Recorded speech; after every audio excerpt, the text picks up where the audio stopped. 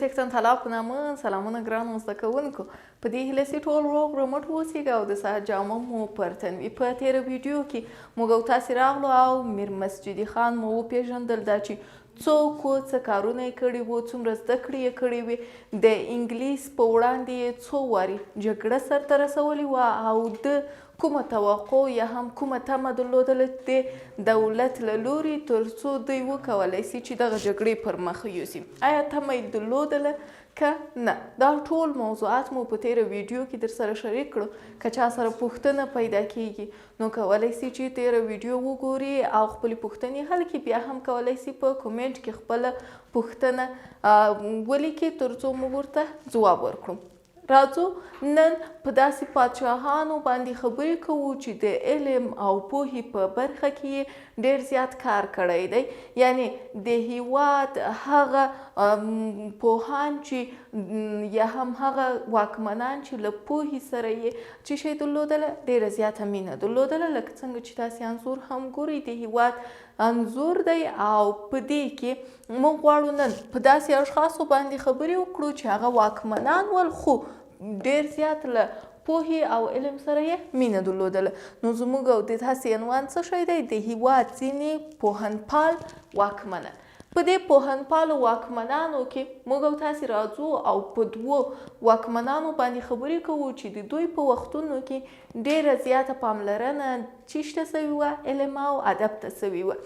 دلته د دې دواړو پادشاهانو په وختونو کې مدرسې جوړې سوې او علمي مرکزونه جوړ سوي وو او ان دا چې ډېر زیات هغه لیکوالان چې اوس ډېر مشهور دي او د علم او ادب په ډګر کې ډېر ستر ځای لري، هغوی هم په همدې وختونو کې یا د دې پادشاهانو په زمانې کې څه و، ژوند یې کړی و او په همدې ډګر کې رالوی شوي وو. نو لومړی راځو پر سلطان محمود غزنوي خبرې کوو. په تېرو لوستونو او ټولګیو کې مو هم پر محمود غزنوي هم خبرې کړې وې او هم مو د ده د نوم یادونه کړې وه. خو نن په دې باندې پوهېږو چې دی څوک دی، څه کاره دی، څومره کارونه یې سرته رسولي دي او د ده په وخت کې علم او ادب څومره پرمختګ کړی و. سلطان محمود غزنوي د سبکتګین زوی دی، په غزنوي مشهور دی، یعنی غزنوي باندې دی مشهور دی او د نړۍ له مشهورو پادشاهانو څخه هم و. په کال 362 کې زیږېدلی او په 421 کې دی وفات شوی دی. د خپلې خاورې ته ډېر زیات وخت ورکړی دی او د خپلې خاورې لمنه یې ډېره زیاته پراخه کړې ده. یعنې د پاچاهۍ په وخت کې دغه د افغانستان لمنه یا هم د افغانستان خاوره چې کړې ده پراخه کړې ده. یعنې په ډېر لنډ وخت کې دی راځي او دغې خپلې خاورې ته یو لوی حکومت جوړوي چې د دې خاورې هغه لمنه تر د هند تر نیمې وچې او تر زړې او منځنۍ اسیا پورې ان تر فارس پورې رسیږي. سربیره پر دې چې دی یو لوی فاتح او تکړه سرلښکر و، موږ وویل چې له څه سره یې مینه درلودله؟ له پوهې او علم سره یې ډېره زیاته مینه درلودله او بشري فرهنګ ته یې ډېر زیات خدمت کړی و. د ده د حکومت پلازموینه یا مرکز غزني ښار و او دی یو مدبر او علم پالونکی پادشاه و. د ده په وخت کې مهم فرهنګي مرکزونه جوړ شوي وو او همدا مرکز د علم او ادب د زانګو په نامه سره مشهوره شوي وه. د غزني ښار کې ډېر زیات تغییرات راغلل، بدلونونه راغلل. له هغې جملې څخه لویې ودانۍ، ویالې، بازارونه، باغونه، جوماتونه او علمي مرکزونه دلته جوړ شول. چې وروسته له هغه بیا هغه کسان چې موږ وویل ډېر زیات مشهور دي او په نړۍ کې نوم لري، هغوی د هغوی له جملې څخه البیروني دی، بیهقي دی، ګردیزي دی، حسن میمندي دی. په همدې شکل سره ځینې نور کسان دي چې نومونه یې په پوره ډول سره په کتاب کې راغلي دي. د ټولو یا هم دغه ټول مشران او پوهان د سلطان محمود غزنوي په زمانو کې ژوند کړی دی او د پوهانو په همدې وخت کې ډېر زیات شهرت پیدا کړی او د همدې وخت د علم په ډګر کې مشهوره سوي خلک دي. نو له دې ځای نه موږ د سلطان محمود غزنوي هغه ټول حکومت یا د حکومتدارۍ لړۍ او سلسله مو وپېژندله چې واقعا هم دی د یو داسې واکمن دی چې د حکومت لپاره پوهنپال معرفي شوی دی او موږ کولی سو ووایو چې د ده په وخت کې علم او پوهې ته ډېره زیاته پاملرنه شوې. اوس راځو او په دویم کس یا په دویم پادشاه او واکمن باندې خبرې کوو. هغه به څوک وي؟ هغه به علي شیر نوایی. تاسې انځورونه هم کتلی سئ. نو دلته علي شیر نوایی څوک و؟ علي شیر نوایی سربیره پر دې چې یو نومیالی وزیر و، یعنې د نومیالیو وزیرانو په جمله کې راتله، یو علمي او ادبي شخصیت هم و. په 844 هجري قمري کې دی په هرات کې زیږېدلی او په 906 کې دی وفات شوی دی، چې په همدې وخت کې هرات د تیموریانو علمي مرکز و یا هم د تیموریانو پلازمینه وسي، علم او علمي مرکز یې هم باله. یا هم علي شیر نوایی له وړکتوب څخه له علم او ادب سره ډېره مینه درلودله او د خپل وخت هغه علوم چې وو، هغه درسونه چې وو، د خپل وخت له نامتو استادانو څخه یې زده کړې کړې وې. کله چې سلطان حسین بایقرا راځي په کال 883 کې، نو نوایی د وزیر په توګه ټاکي، سربیره پر دې چې دی یو با تدبیره وزیر و. د هیواد په چارو کې له پاچا سره هم چې شي کوله مرسته کول، یعنی هر څوک یا هر وزیر نشي کولی چې راسي او پاچا سره چې وکړي. خو علي شیر نوایی داسې یوه وړتیا درلوده، داسې یو پیاوړی انسان و چې کولی سول د هیواد په چارو کې هم له پاچا سره مرسته وکړي.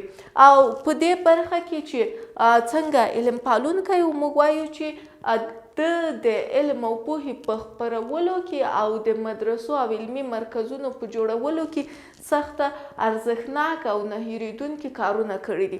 علي شیر نوایی شاعر او لیکوال هم و او په همدې ترتیب سره د عالمانو او ادیبانو ډېر زیات درناوی کول، یعنی دی پوهېده چې باید عالمان او څوک وي، ادیبان وي، تر څو زموږ او د تاسې دغه هیواد پرمختګ وکړي.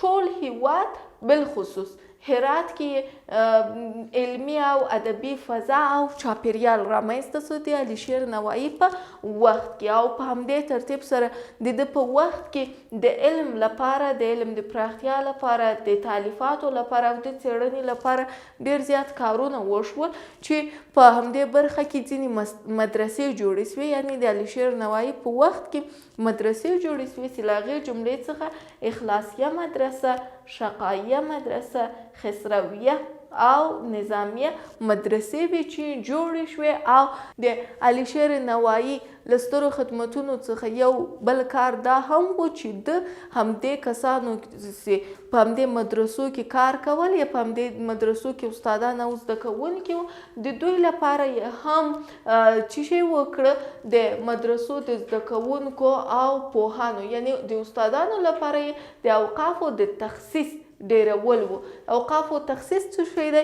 یعنی چې د همغه پیسو ډیرول وو څه چې دوی ته په نظر کې درلودل سوي وو. او دا ټول ملي عواید چې وو، یعنی د هیواد ملي عواید چې دي، هغه ملي څه چې دوی لاسته راوړي، ملي ګټه چې وه، هغه یې ډیری د علمي مرکزونو په جوړولو کې وکارول او علمي مرکزونه یې جوړ کړل. نو که موږ درس راټول کړو او ووایو چې نن موږ او تاسې د هیواد ځینې پوهنپال واکمنان ولوستل، دوی دواړه مو وپېژندل چې سلطان محمود غزنوي څوک او علي شیر نوایی څوک. نو اوس زموږ او د تاسې نتیجه یا پایله له دې لوست نه څه ده چې موږ څه لاسته راوړو؟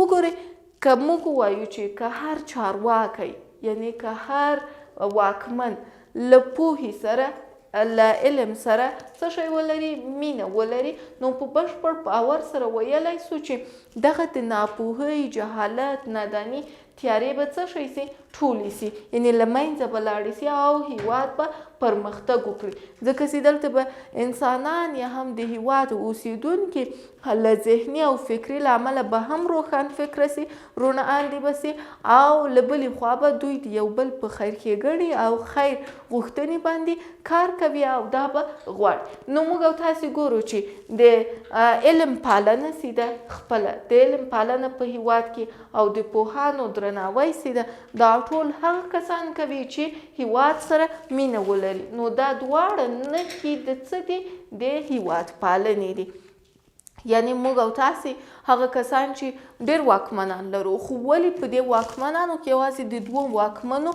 نومونه راغلي یو غزنوي بل نوایي دا دوه واکمنان وو چې ډېر زیات هیواد پاله کسان وو او د هیواد لپاره یې د علم او ادب په برخه کې ډېر زیات کارونه سرته رسولی دي د دې لپاره چې درس لا هم ښه زده کړئ او په مهمو ټکو یې لا هم یو بل نظر تیر کړئ نو تاسې د ویډیو ډسکرپشن ته لاړ شئ د کتاب PDF لاسته راوړئ او دغه برخه یا دغه لوست چې 21م لوست دی یو ځلې ولولئ کله چې مو ولوستل بیا راشئ هغه د ارزونې پوښتنو ته ځوابونه ورکړئ او د دې دواړو د پاچاهانو په اړه کوم نور معلومات لرئ د دوی نور کارونه چې د علم او ادب په برخه کې کړي د هیواد په پرمختیا او پرمختګ برخه کې یې کړي هغه هم کولی سئ له موږ سره په کومنټونو کې شریک کړئ تر بیا چې راځم تاسو ته ښکلی لوست وړاندې کوم تاسو په پاک څښتن تعالی سپارم الله مو